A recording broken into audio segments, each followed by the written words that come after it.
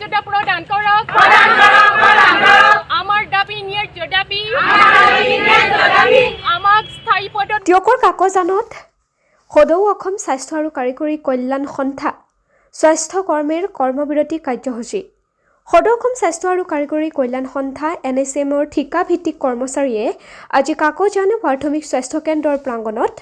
আজিৰে পৰা 2 দশকক ধৰি সেৱা আগবঢ়াই আহিছে যদিও অসমৰ প্ৰায় 24,000 কৰ্মচাৰী আজি পৰ্যন্ত দৰমহা নিয়মীয়া নোহোৱাৰ লগতে চাকৰি নিয়মীয়াকৰণ আৰু চৰকাৰী বিভিন্ন সুবিধাৰ পৰা বঞ্চিত হৈ আহিছে লগতে বীমা যোজনা সমাহাৰত বেংক লোন অন্যান্য সুবিধা প্ৰদান কৰিবলৈ দাবী জনাইছে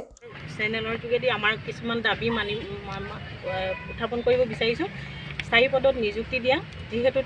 আমাৰ ইণ্টাৰভিউবিলাক হৈ থাকে যিখিনি আমি পাব লাগে সেইখিনি তেওঁ নাপাওঁ মানে যিখিনি সৰু সৰু ছোৱালী তেওঁলোকে লৈ লয় আৰু বহুত ছোৱালী থাকি গৈছে যিবোৰ বয়স উকলি গৈছে তেওঁলোকে এতিয়া এপ্লাই কৰিব নোৱাৰে সেইখিনিত আমাক নিযুক্তি নিদিলেও মানে যিখিনি 7 পে কমিশ্যন আমাক দি থাকিব লাগে আৰু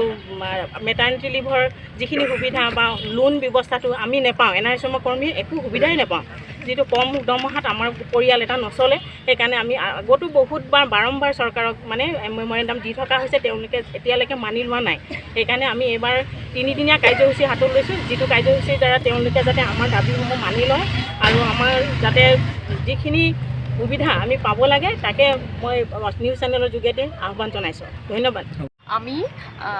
আমাক স্থায়ী পদত নিযুক্তি দিয়ক মানে কি হয় চৰকাৰে কয় যে আপোনালোকক আমি NHMৰ পৰা ৰেগুলাৰ কৰি আছোঁ হয় বাৰু ৰেগুলাৰ কৰিছে সেইটো মানি লৈছোঁ কিন্তু আমাৰ অভাৰেজ হৈ গৈছে সেইখিনি কি হ'ব সেইখিনিৰ কথা তেওঁলোকৰ হয়তো মনলৈ নাহে গতিকে আমি সেইটো আজি দাবী দিব বিচাৰিছোঁ কি হয় আমাক যেনেকৈ হ'লেও মানে স্থায়ী পদত নিযুক্তি দিয়ক যেনেকৈ পাৰে আমি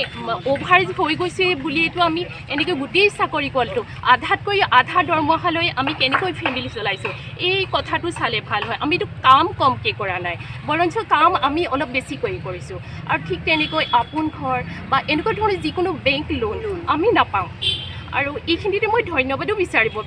দিব বিচাৰিছোঁ কি হয় আগতে আমাৰ মানে চাইল্ড কেয়াৰ লিভ নাছিলে আৰু ধৰক আমাৰ মেটাৰ্নিটি লিভ আমাৰ 45 ডেজহে আছিলে মই যেতিয়া সন্তান জন্ম দিছিলোঁ কিন্তু এতিয়া সেইখিনি আমাক চৰকাৰে সমভাৱে দিছে সেইটো কাৰণে ধন্যবাদ জনাইছোঁ আৰু আজিও আশা ৰাখিছোঁ আমাৰ যিখিনি দাবী সেইখিনিও আমাক লাহে লাহে দিয়াৰ ব্যৱস্থা কৰিব সেইখিনি আজি আমাৰ ফালৰ পৰা জনাবলগীয়া দাবী আছিল যদি এই দাবীখিনি মানি নলয় আমাৰ সন্তানটিৰ ভৱিষ্যতক লৈ চিন্তিত নেকি আপোনাৰ সন্তানটিয়ে খেলা ধূলা পঢ়া শুনাত মনোযোগ নিদিয়ে নেকি